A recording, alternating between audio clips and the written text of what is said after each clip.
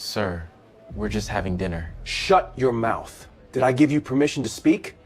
We didn't do anything, sir. Please, please. Say please again. I dare you. The Caldwell's Crag Divis. The officer snatched the boy by the back of his neck and slammed him face first into the table. The milkshake exploded across the booth. Plates crashed to the floor. The whole diner went dead silent. He pressed the boy's cheek against the cold table and leaned down to his ear. Not for animals like you. Your kind crawls out of the verbal gutter. Thinks they can sit where decent people eat. Your mama should have kept you on a leash. The boy's lip was bleeding. His hands trembled. Yes, sir. But his voice held. Yes, sir. That cop had no idea he'd just destroyed his own career. Yeah, that went way too far. Let's see what happens next. 2 hours before that dinner turned into a nightmare, Tyler Davis woke up the same way he woke up every morning, to the sound of his alarm at 6:30 and the smell of coffee drifting up the stairs. His room told you everything you needed to know about this kid. Track trophies lined the shelf above his desk.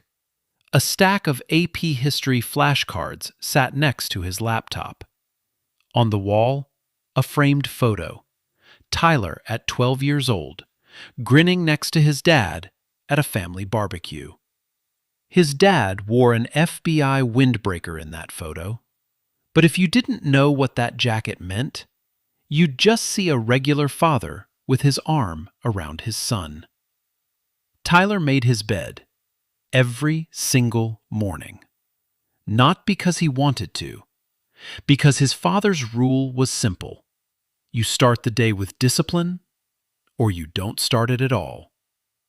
Downstairs, his mother Sandra was already in her scrubs, pouring coffee into a thermos. Sandra Davis was a nurse practitioner at the county hospital. She worked 12-hour shifts 3 days a week, came home smelling like hand sanitizer, and still managed to cook dinner most nights. She was the kind of woman who held the whole house together without ever asking for credit. "Are you eating breakfast or skipping again?" she asked, without looking up. "I'm eating, Mom. Relax." "Don't tell me to relax. Grab the eggs off the stove. And don't forget, I need you to pick up groceries later. The list is on the fridge." Tyler pulled the list off the fridge door.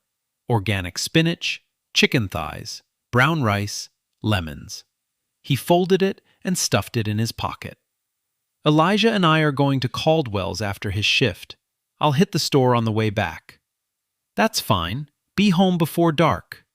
"Mom, I'm 17. "And I'm your mother. Be home before dark."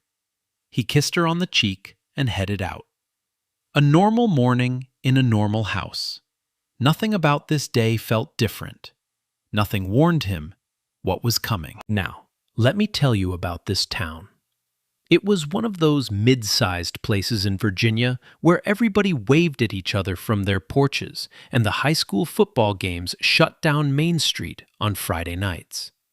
Quiet. Polite on the surface. The kind of town that looked perfect on a postcard. But underneath that postcard, things weren't so pretty. The local police department had a reputation. Not the kind anyone talked about openly, more like the kind people whispered about at church. In the last 2 years alone, 3 formal complaints of racial profiling had been filed against officers. All 3 were reviewed internally. All 3 were dismissed. No discipline, no investigation. Just a form letter that said insufficient evidence, and a file that disappeared into a drawer. Most folks in town didn't know Tyler's father was FBI. Raymond Davis kept a low profile. He drove a regular car. He wore regular clothes. He coached Little League in the spring and brought potato salad to the neighborhood cookout in July. People called him Mr. Davis and figured he worked some kind of government desk job. They had no idea. Raymond Davis was the special agent in charge of the regional FBI field office, 40 minutes east on the interstate. S.A.C. That title meant he oversaw federal investigations across multiple counties: drug trafficking, public corruption, and civil rights violations. The man had put dirty cops in prison before. He'd testified before Congress. He carried a quiet authority that didn't need volume to fill a room. But at home, he was just Dad. Strict, but warm. The kind of father who checked your homework and then shot hoops with you in the driveway until the streetlights came on. He had one rule he drilled into Tyler since the boy was old enough to understand. You stay respectful, you stay calm, and you never, ever give anyone a reason to make you the villain in their story. Tyler carried that rule like armor. He didn't know it yet, but in about 2 hours, that armor was going to be the only thing standing between him and a jail cell. Meanwhile, Tyler texted his best friend, Elijah Moore. "Caldwell's at 4? Bet, I'm starving." 2 boys, a dinner, a summer afternoon. Everything about it was ordinary. Everything after it would be anything but. Caldwell's Diner sat on the corner of Main and Birch like it had been there since the beginning of time. Red brick, big glass windows, a neon sign that buzzed and flickered every time the air conditioning kicked on. Inside, the floor was black and white checkered tile. The counter had 10 stools with cracked red vinyl seats. A pie display case near the register held 3 different kinds: apple, pecan, and sweet potato. The whole place smelled like fried onions and fresh coffee. Tyler and Elijah walked in a little after 4. The bell above the door jingled. Denise Caldwell, the owner, 62 years old, white hair pulled back in a bun, apron stained with the day's work, looked up from behind the register and smiled. "Well, look who it is. My 2 favorite customers." "Hey, Miss Caldwell. You boys sit anywhere you like. Menus are on the table. I just pulled a fresh pecan pie out the oven, so don't even think about leaving without a slice." Tyler and Elijah slid into their usual booth near the back window. The late afternoon sun cut through the blinds in golden stripes across the table. A jukebox in the corner hummed something old and slow. The diner was about half full. A couple of retirees at the counter, a young mother with her daughter sharing a plate of fries, a man in a trucker hat reading the newspaper by himself. Nothing about this place felt dangerous. Elijah grabbed the menu, even though they both already knew what they wanted. "Same thing?" Tyler asked. "Same thing. Double cheeseburger, extra pickles, chocolate shake." You get the same thing every single time, because it's perfect every single time. Why would I mess with perfection? Tyler laughed. They ordered. The food came fast. They talked about the stuff 17-year-olds talk about: track practice, college applications, a girl Elijah had been texting, whether Tyler's AP history teacher was actually going to retire this year or just threaten to again. Easy. Relaxed. 2 best friends on a summer afternoon with nowhere to be and nothing to prove. Then a patrol car pulled into the parking lot. The engine cut off. 2 doors opened. 2 officers stepped out into the heat. The first was Officer Craig Holston, mid-40s, broad shoulders, thick neck, mirrored sunglasses pushed up on his forehead. He walked with the kind of swagger that told you he believed every room belonged to him. His uniform was pressed sharp. His boots were polished. His hand rested on his belt. Not on his weapon, but close enough to remind you it was there. Holston had been on the force for 14 years. In that time, he'd racked up more complaints than any other officer in the department. Racial profiling, excessive force, verbal abuse. 14 complaints in 9 years. Every single one dismissed. Not by accident, by design. Chief Donald Greer made sure of that. Holston was his guy, his enforcer, the one who kept order in the parts of town that Greer didn't want to deal with personally. The second officer was Pete Brennan, late 20s, pale, thin, looked like he'd rather be anywhere else at any given moment. Brennan had been partnered with Holston for 6 months. In that time, he'd seen things that made his stomach turn, but he never said a word. He told himself he was keeping his head down, building his career, waiting for the right time. The right time never seemed to come. The bell jingled again as they walked in. Denise looked up. Her smile disappeared. "Afternoon, Denise," Holston said. He didn't wait for a response. His eyes were already scanning the room.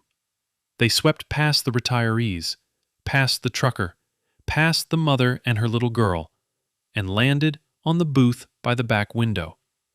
2 black teenagers. Hoodies. Sneakers. Laughing. Holston's jaw tightened. He nudged Brennan with his elbow. "You see that?" Brennan glanced over. "They're eating, Craig. They're loitering.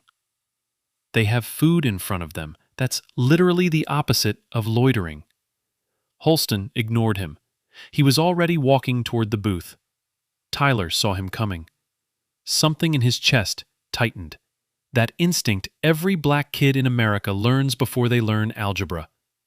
The awareness, the alertness, the quiet voice that says, "Pay attention." He put his burger down, wiped his hands on a napkin, sat up straight. Holston stopped at the edge of their table. He didn't say hello. He didn't nod. He just stood there, towering over them, blocking the light from the window. "IDs, both of you." Tyler kept his voice even. "Can I ask why, sir?" "You can ask, but I'm not answering. IDs, now." Elijah reached for his wallet. Tyler didn't have a driver's license. He was 17. He pulled out his student ID from Jefferson High and held it up. Holston took it between 2 fingers like it was dirty, looked at it, looked at Tyler, looked back at the card. "This isn't a real ID." "It's my school identification, sir. I'm 17. I don't have a driver's license yet." "So you're telling me you have no real identification? A minor, no adult present, sitting in a public establishment." "We're eating dinner, sir. Miss Caldwell knows us." "I didn't ask who knows you. I asked for a proper ID, and you don't have one." Holston turned to Elijah. Elijah handed over his school ID without a word. Holston barely looked at it, tossed both cards on the table. "Where do you 2 live?" Tyler gave his address. "And what are you doing on this side of town?" "We live here, sir. This is our side of town." Something flashed in Holston's eyes. He didn't like that answer. Didn't like the calm in Tyler's voice. Didn't like that this kid wasn't stuttering or stammering or looking at the ground. Denise Caldwell stepped out from behind the counter. She walked over slowly, drying her hands on her apron.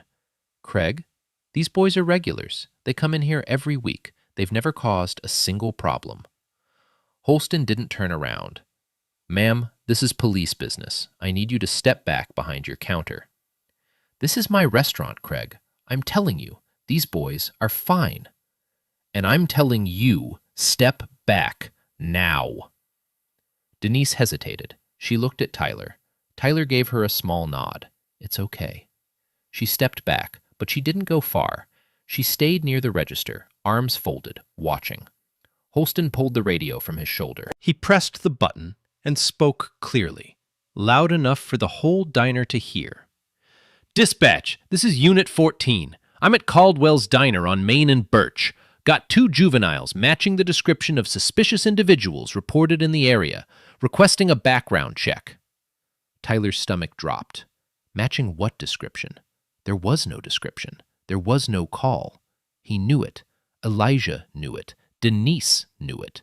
Brennan, standing 3 steps behind Holston with his arms crossed and his eyes on the floor, he knew it too. But nobody said a word. The radio crackled. Dispatch asked for names. Holston read them off the school IDs. Then they waited. Holston used the silence like a weapon. He leaned against the booth and started talking. Not asking, talking. So, 2 kids, no real ID, no adult supervision, hanging around a diner in the middle of a weekday. It's summer, sir, Elijah said quietly. School's out. Did I ask you? Holston snapped. Elijah flinched. I'm talking to your friend here. You sit there and keep your mouth shut until I say otherwise. Tyler could feel his heart in his throat. He could feel the eyes of every person in that diner on his back. The mother had pulled her daughter out of the booth and was heading for the door. The retirees stared at their coffee cups. The trucker folded his newspaper and didn't look up. Nobody helped. Nobody spoke. The silence was its own kind of violence. Holston looked Tyler up and down, slow, deliberate, like he was inspecting something unpleasant. Nice hoodie. What's that cost? $20? You buy that with your own money, or did someone else pay for it? Tyler said nothing. That's what I thought.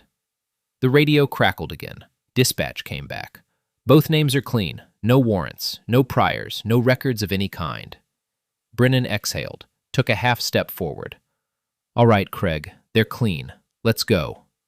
Holston didn't move. He stared at Tyler for a long moment. Then he smiled, the kind of smile that has no warmth in it at all. Clean doesn't mean innocent. It just means they haven't been caught yet. He didn't leave. He didn't step back. He leaned in closer. And that's when things got really ugly. Holston straightened up and cracked his neck. He looked at Tyler the way a cat looks at something it's about to kill. Patient, amused, in no hurry at all. Stand up, both of you, hands flat on the table. Tyler and Elijah stood. They placed their hands on the table, palms down, fingers spread, just like they'd been taught, just like every black parent in America teaches their children. Comply first, survive first, fight later in court. Empty your pockets, everything, on the table, now. Tyler reached into his jeans. He pulled out his phone, a pair of earbuds, his wallet, $12 inside, and the grocery list his mom had written that morning.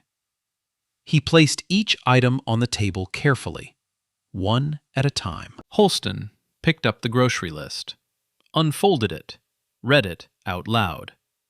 Organic spinach, chicken thighs, brown rice, lemons. He let out a low laugh, the ugly kind. Organic spinach. Listen to this, kid. You shopping at Whole Foods now? What, food stamps don't cover the fancy stuff anymore? Tyler said nothing. His jaw tightened, but his hands stayed flat. Elijah emptied his pockets too. A phone, $3 in crumpled bills, a stick of gum. Holston barely glanced at Elijah's stuff. His focus was on Tyler. It had been on Tyler from the beginning. Something about this kid bothered him. The eye contact, the steady voice, the refusal to break. Holston was used to fear. He fed on it, and Tyler wasn't giving him enough. Turn around, hands on the booth. Spread your legs. Sir, dispatch confirmed we're clean. You have no probable cause to... I said turn around. Tyler turned. He placed his hands on the back of the booth. The red vinyl was sticky under his palms. He could smell the ketchup from the spilled bottle. He could hear his own breathing, shallow, fast, trying to stay controlled. Holston patted him down. Not the way a professional does it. Quick, efficient, respectful. This was slow, deliberate. He grabbed Tyler's arms and squeezed hard enough to leave marks. He pressed Tyler's chest against the edge of the booth until the wood dug into his ribs. He made sure it hurt. He made sure Tyler felt every second of it. "You're hurting me, sir." "Good. Maybe you'll remember this next time you decide to hang around where you don't belong." Brennan shifted his weight from one foot to the other. His face was pale, his lips pressed tight. He looked like a man watching something terrible happen through a window, close enough to see everything, too afraid to open the door. "Craig," he said quietly, "come on. This is enough. When I want your opinion, Brennan, I'll beat it out of you. Now shut up and write this down." Brennan shut up. Holston finished the pat-down. Found nothing. Of course he found nothing. There was nothing to find. But finding nothing didn't stop him. It never stopped him. In 14 years, not once. He picked up Tyler's phone from the table, turned it over in his hand, pressed the power button. The lock screen lit up, a photo of Tyler and his parents at a track meet, his medal around his neck, his mother's arm around his shoulder. "Unlock it." "Sir, you need a warrant to search my phone. That's my Fourth Amendment." "Your Fourth Amendment," Holston laughed, actually laughed, full and loud, like Tyler had told the funniest joke he'd heard all year. "Listen to this. Little street rat quoting the Constitution. Where'd you learn that? YouTube?" "I learned it in school, sir." The laugh died. Holston's face changed. The amusement drained out, and something colder took its place. He stepped close. So close, Tyler could smell the coffee on his breath. So close, the badge on Holston's chest pressed against Tyler's shoulder. He lowered his voice, low enough that only Tyler could hear, but the security camera mounted above the register, the one with the small blinking red light that Holston never even noticed. That camera caught everything. "You think you're smart? You think that little school ID makes you somebody? Let me tell you something, boy. Kids like you end up in one of two places, a cell or a coffin. And I'm the one who decides which. You're nothing. You're less than nothing. You're just another piece of trash I have to clean off the street." Tyler's eyes were wet. His lip, still bleeding from earlier, trembled. But he didn't cry. He locked his jaw and stared straight ahead at the wall, and he did not cry. Holston leaned back, satisfied. He pocketed Tyler's phone, just took it, slid it right into his own pocket like it belonged to him. "Hey, that's my phone." "It's evidence now." "Evidence of what?" "I'll figure that out at the station." Elijah couldn't take it anymore. He stepped forward. "You can't do that. He didn't do anything. None of this is legal, and you know it." Holston spun on Elijah so fast the boy stumbled backward. Holston pointed one thick finger directly between Elijah's eyes. "One more word. One more, and I arrest you for obstruction of justice. You want to spend tonight in a cell? Because I will enjoy making that happen. Sit down." Elijah sat. His hands were shaking so badly he pressed them between his knees to stop it. The diner was a tomb. The retirees had left. The trucker was gone. Denise stood behind the counter with her hand pressed over her mouth and tears running down her cheeks. The only sound was the hum of the refrigerator behind the pie case and the slow drip of the spilled milkshake hitting the floor. Nobody helped.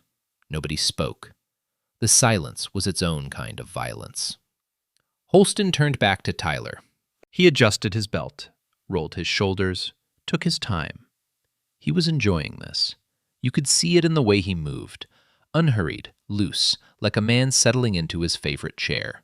This was his favorite part, the part where they broke.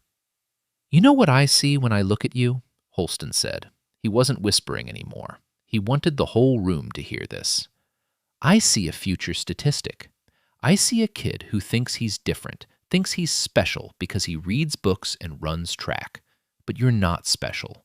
You're the same as every other thug I've pulled off these streets. The only difference is you haven't done your first stint yet. Give it time. Tyler stared at the wall. A muscle in his jaw twitched. His fingernails dug into the vinyl of the booth. Nothing to say now, huh? That's what I thought. All that Fourth Amendment talk, and now you're quiet. That's how it always goes with your kind. Big mouth until somebody with real authority shows up. Holston let those words hang in the air like smoke. Then he straightened his collar and made his announcement. Here's what's going to happen. You and your little friend are coming with me to the station for further questioning. I'm going to go through your phone. I'm going to go through your friend's phone. And if I find anything at all, you're going to wish you never walked into this diner. Tyler's voice came out quiet, cracked for the first time.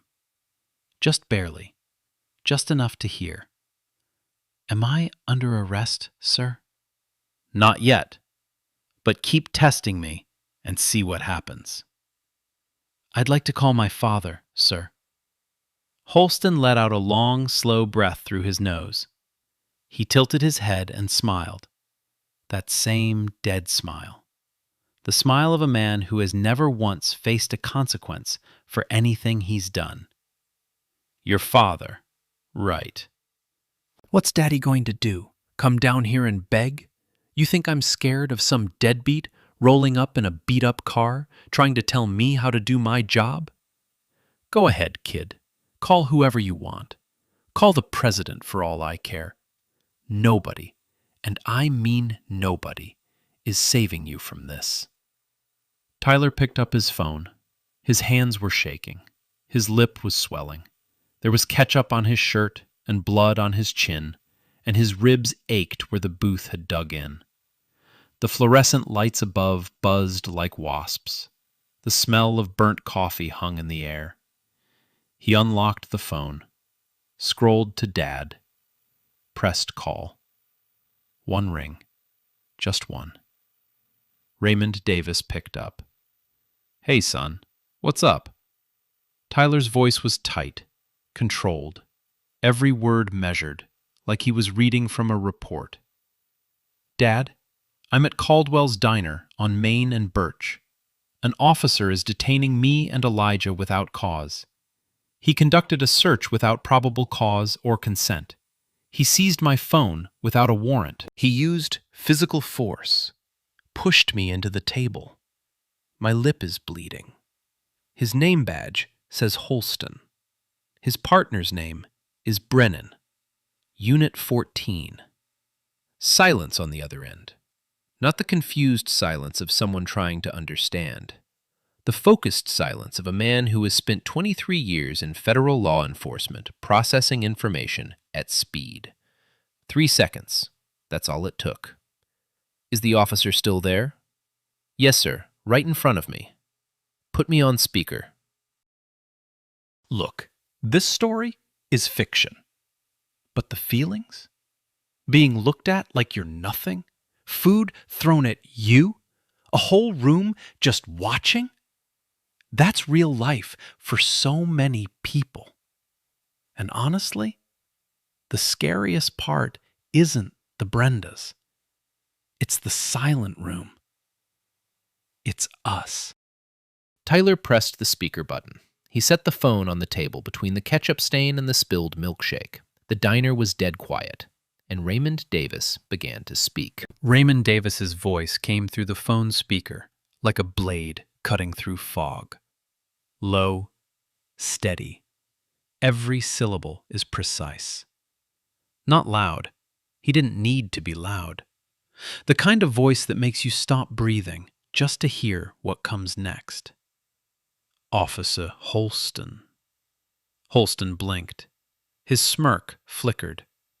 He wasn't used to hearing his name said like that, like a verdict. Who is this?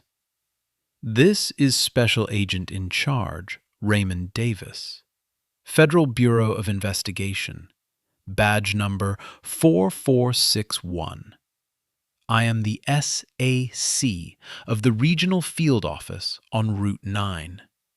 The young man you are currently detaining is my son.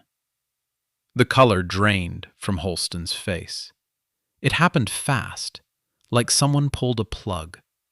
His lips parted, but nothing came out. His hand, which had been resting on his belt with all that lazy confidence, dropped to his side. The diner was so quiet you could hear the ice melting in the spilled milkshake. Raymond continued. He didn't pause. He didn't raise his voice. He didn't need to. In the last 20 minutes, you have conducted unlawful detention without probable cause. You have performed an illegal search in violation of the Fourth Amendment. You have seized personal property without a warrant. You have used physical force against an unarmed minor. And you have fabricated a call to dispatch about suspicious individuals. A call that, when subpoenaed, will show no record of ever being made. Holston opened his mouth. Now, wait a minute. I was conducting a routine. I'm not finished. Holston's mouth closed. I have already contacted my field office. A formal complaint has been filed with the Department of Justice Civil Rights Division. As of this moment, every action you have taken tonight is under federal review. The security camera above the register to your left has been recording since before you walked in. That footage has already been requested. Your body cam, which I suspect you failed to activate, a violation of your own department's policy, will be subpoenaed as well. Holston's eyes darted to the left. He saw it. The small black camera mounted on the wall above the register. The tiny red light blinking, steady, patient. It had seen everything. His face went gray. Raymond's voice didn't waver, not once. Every sentence landed like a hammer strike on a nail already halfway driven. Every word you said to my son tonight was recorded. Every threat, every insult, every violation of his constitutional rights. And Officer Brennan flinched like he'd been shocked. I strongly advise you to begin documenting exactly what occurred here tonight. Your full cooperation will be noted in the federal report. Your silence will also be noted. Brennan nodded, fast, twice. His hand was already reaching for his notepad. Holston tried one more time. His voice had lost all its swagger. It came out thin and cracked. The voice of a man who just realized the ground beneath him was gone. Look, I was just doing my job. These kids were... Your job. Raymond let those two words sit in the air for a long moment. Your job is to protect and serve, not to assault a 17-year-old honor student in a diner because the color of his skin made you uncomfortable. We will discuss your job in federal court, officer. I promise you that. Silence. Holston looked at Tyler. Tyler looked back. The boy's lip was still bleeding. His shirt was still stained. His ribs still ached. But something had shifted behind his eyes. He wasn't afraid anymore. He stood straight. He didn't gloat. He didn't smirk. He didn't say a single word. He just looked at Holston the way his father had taught him. Steady, calm, unbroken. And for the first time in 14 years on the force, Craig Holston looked away first. He took a step back from the booth, then another. His boots scraped against the checkered tile. The sound was loud in the silence. He turned toward the door without a word. Brennan followed, head down, clutching his notepad like a life raft. The bell above the door jingled as they walked out. Through the big glass window, everyone in the diner watched them climb into the patrol car. The engine started. The headlights came on, and they pulled out of the parking lot. Slow, not like cops answering a call, but like two men trying to disappear. 22 minutes later, a dark SUV pulled into the same parking lot. The engine cut off. The door opened. Raymond Davis stepped out. Dress shirt, sleeves rolled to the elbows, FBI credential clipped to his belt, catching the last light of the evening sun. He wasn't tall, maybe 5'10". He wasn't big, but when he walked through that diner door, every single person in the room felt the air change. He went straight to Tyler, didn't look at anyone else, put both hands on his son's shoulders. Looked at his busted lip, looked at the bruise forming on his arm, looked at the ketchup and blood on his shirt. "You did everything right," he said quietly. "I'm proud of you." Tyler's composure finally cracked. Not a breakdown, just a breath. A long, shaky exhale, the kind you hold in for an hour without realizing it. His eyes filled, and he blinked fast and nodded.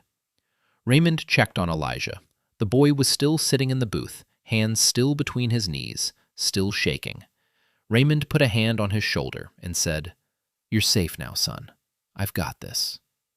Then he turned to Denise Caldwell, who was still standing behind the counter, wiping her eyes with her apron. "Ma'am, I understand you have security cameras." "Every inch of this place," Denise said. "Every single second, and I'll give you all of it." Raymond nodded. Then he looked out the window, in the direction the patrol car had gone. "I'll see him in federal court." The diner felt different after Holston left. Like the air itself had been holding its breath and finally let go. Denise brought Tyler a bag of ice wrapped in a dish towel for his lip. She brought Elijah a fresh chocolate milkshake on the house. She didn't charge them for anything that night. People started coming back. The retirees who had slipped out came back in, heads down, ashamed. The young mother who had grabbed her daughter and fled returned too. She walked up to Tyler and said, "I'm sorry I didn't say something." Tyler just nodded. He didn't blame her. Fear does that to people. It makes cowards out of witnesses and bystanders out of good people. But Denise Caldwell was not a bystander, not anymore. She walked Raymond to the back office and showed him the security system. 4 cameras covering every angle. Register, entrance, dining floor, parking lot. She played back the footage on the monitor every second. Holston walking in, the confrontation, the illegal search, the whispered threats Holston thought nobody could hear. The camera's microphone picked up every word. Raymond watched it once. His face didn't change, but his hand closed into a fist so tight his knuckles went pale. "I've watched that man bully people in this town for years," Denise said. "He's done this to other kids, other families, and nobody ever did a damn thing. I'm done being quiet." That night, after Tyler and Sandra had gone to bed, Raymond sat at his kitchen table in the dark. He made 2 calls. The first was to the FBI's Civil Rights Unit. He reported everything: unlawful detention, illegal search, excessive force against a minor, fabricated dispatch call, civil rights violations under color of law. He requested an immediate federal investigation. The second was to the Department of Justice Civil Rights Division. He provided Holston's name, badge number, unit, and a preliminary evidence summary. Both calls lasted less than 15 minutes. Calm, professional. No anger, just facts. Just the machine of federal law beginning to turn. By 9 the next morning, Chief Donald Greer found a formal federal inquiry notice in his inbox. He read it twice. Then he called Holston in. Holston walked in like he always did, confident, chest out, ready to spin. He'd done it a dozen times before. A complaint comes in, Greer writes it off. Life goes on. That was the system. Not this time. Greer slid the federal notice across the desk. Holston read it. His posture collapsed in real time, shoulders dropping, jaw slack, skin turning the color of old paper. This is the FBI, Craig, not internal affairs, not a civilian complaint. The FBI. Chief, I can explain. Can you explain the security footage they've already requested? The fabricated dispatch call with no record. Your body cam being off. Again? Holston said nothing. Greer wanted to protect him. Every instinct told him to bury this like he'd buried the others. 14 complaints in 9 years. All dismissed, all filed in a drawer nobody ever opened. But this wasn't a drawer. This was the federal government. And the federal government doesn't forget. By noon, Holston was placed on unpaid suspension. His badge was collected. His service weapon was collected. He was escorted out of the station by 2 officers who wouldn't look him in the eye.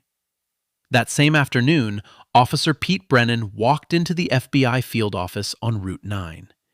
He sat down across from a federal agent, and he told them everything.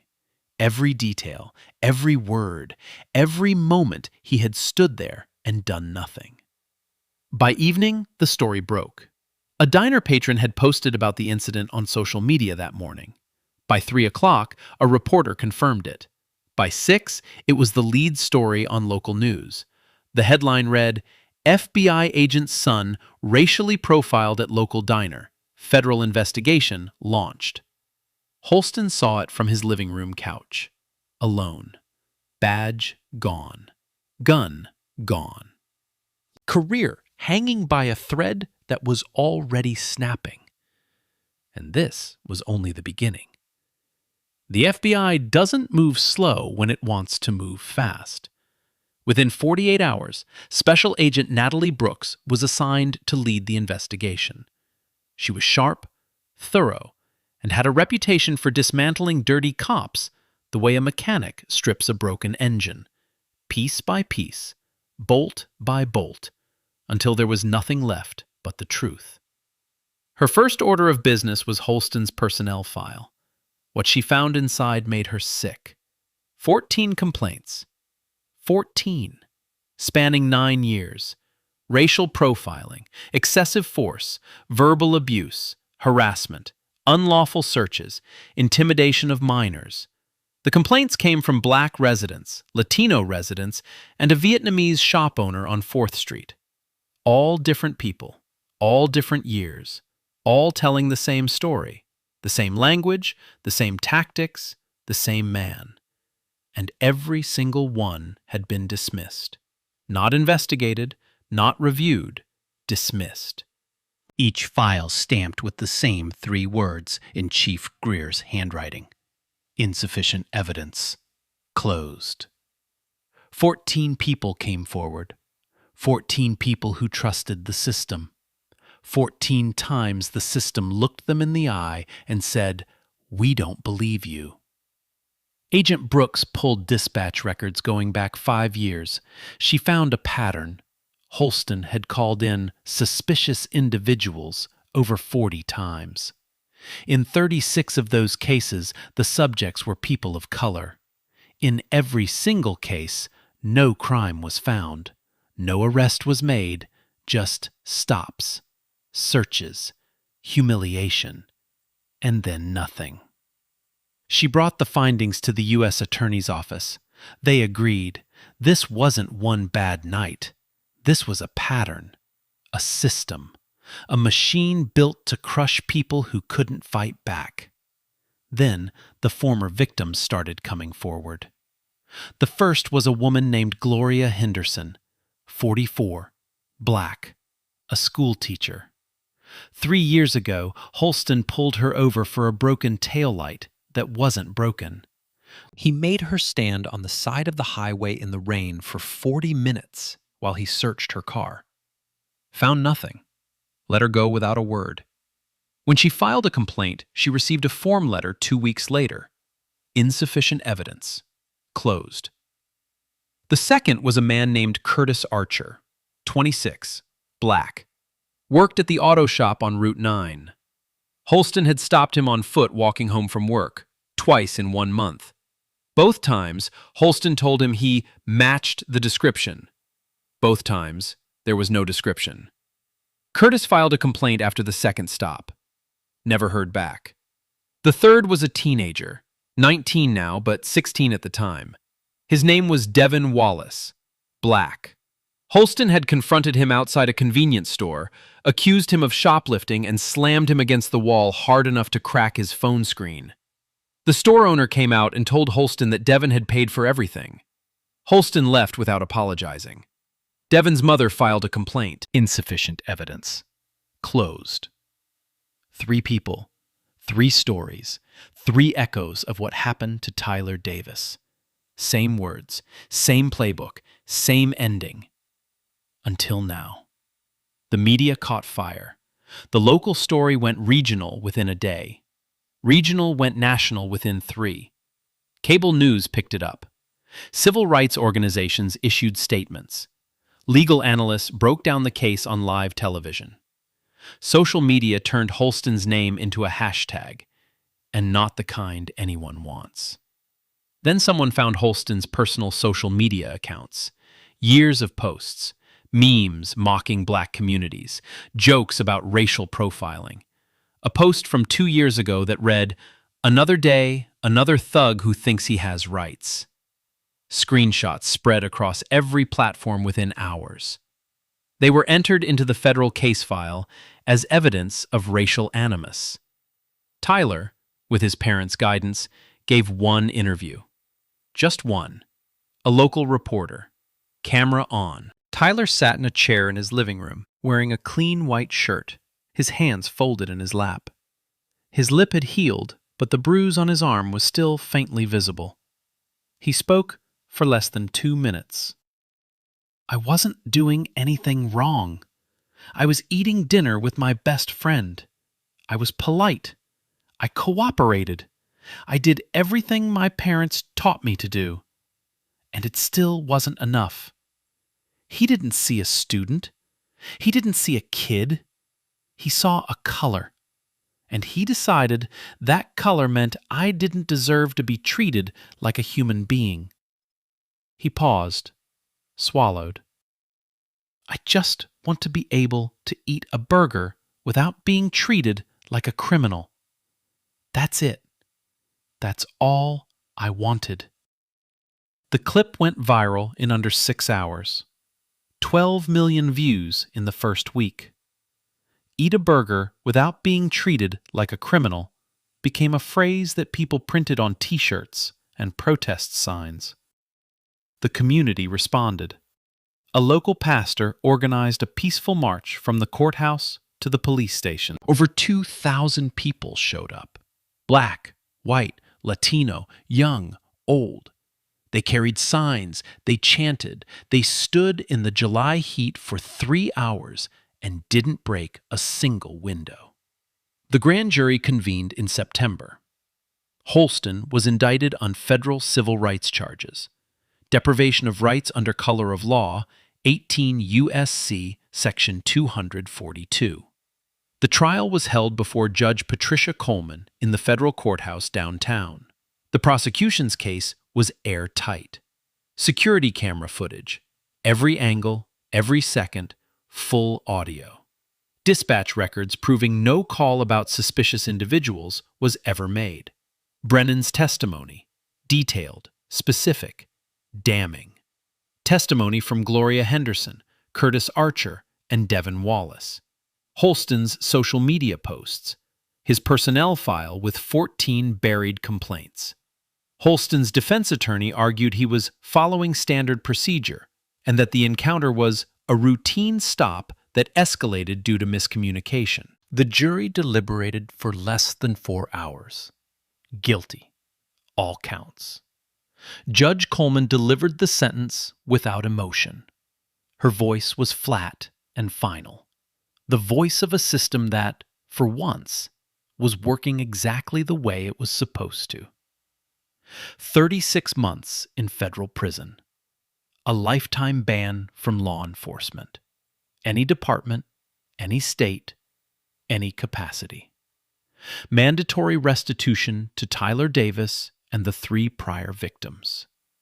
His name entered into the National Decertification Index, ensuring he could never wear a badge again anywhere in the United States. Holston stood in the courtroom in a gray suit that didn't fit right anymore. He looked smaller than he had in the diner. Shorter. Older. The swagger was gone. The smirk was gone. The man who had told a 17-year-old boy that he owned him couldn't even lift his eyes off the floor. But the court wasn't done yet, because Craig Holston wasn't the only one who had something to answer for. Chief Donald Greer thought he could hide behind his desk. He was wrong. The federal investigation expanded to include him, not as a witness, but as a defendant. 14 complaints crossed his desk in 9 years. 14 times he stamped insufficient evidence and buried the file. That wasn't negligence. That was a choice, a pattern, a policy of looking the other way while his officer terrorized an entire community. Greer was charged with obstruction and willful neglect of duty. He resigned before the trial date was set. His attorney negotiated a plea deal, 18 months probation, and a permanent ban from holding public office. He walked out of the courthouse with his head down and his hand over his face, cameras flashing from every direction. The town council moved fast after that. They appointed an interim chief from outside the department. They launched a full review of every complaint filed in the last decade. They established an independent civilian oversight board with real authority, subpoena power, access to body cam footage, the ability to recommend termination. And they mandated bias training for every officer, every year, no exceptions. It wasn't perfect. Reform never is. But it was a start. Now, where are they today? Tyler Davis finished his senior year with honors. He received a full academic scholarship. One evening, sitting on the porch with his father, he said something Raymond never expected. "I think I want to study criminal justice." Raymond looked at him. "Why?" "Because the system worked for me, but only because you were there. I want to be there for the people who don't have someone to call." Raymond didn't say anything for a long time. Then he nodded. That was enough. Elijah Moore started a youth advocacy group at Jefferson High. He called it Know Your Rights. Every Tuesday after school, he taught students what to do during a police stop, how to stay calm, how to record, how to report. The group started with 8 kids. By the end of the year, it had 60. Denise Caldwell framed the front page of the local newspaper and hung it on the wall of the diner near the register. Underneath it, she put a small wooden sign, hand-painted in white letters. "Everyone is welcome here." She never took it down. Officer Pete Brennan cooperated fully and was not charged. He transferred to a department in another county and became an advocate for accountability in policing. At his new department's first training session, he stood in front of 30 officers and said, "I watched it happen, and I said nothing. That silence made me complicit. Don't make my mistake." Raymond Davis went back to work. He didn't give interviews. When colleagues congratulated him, he said the same thing every time. "I didn't do anything special. I just picked up the phone." But they both knew the truth. Most people don't have that phone call to make. Look, this story, made up. But the feelings? Nah, those are real. The fear, the humiliation, being treated like you don't belong, that's not fiction. That happens every single day. So yeah, this one hit different for me. Real different. And that brings me to you. Yeah, you. The person watching this right now. Tyler's story ended with justice. Real justice. A conviction. A sentence. A department reformed. But let's be honest. That only happened because his father was FBI. One phone call from one powerful man changed everything. But what about the Tylers who don't have that phone call? What about Gloria Henderson, who stood in the rain for 40 minutes and got a form letter? What about Curtis Archer, who got stopped twice in 1 month and never heard back? What about Devin Wallace, who got slammed against a wall at 16 and was told to move on? 14 complaints, 9 years, all buried, all ignored, all before Tyler ever walked into that diner. So here's my question, and I actually want you to answer this in the comments. If Tyler's dad wasn't FBI, if he was just a regular father, do you think this story would have ended the same way? Think about that. And if this story made you feel something, angry, hopeful, frustrated, all of it at once, hit that like button. Share it with someone who needs to hear it. Subscribe so you don't miss the next one. Because justice shouldn't depend on who your father is. It should depend on who we are, all of us, when we see something wrong and decide whether to speak up or look away. I'll see you in the next one.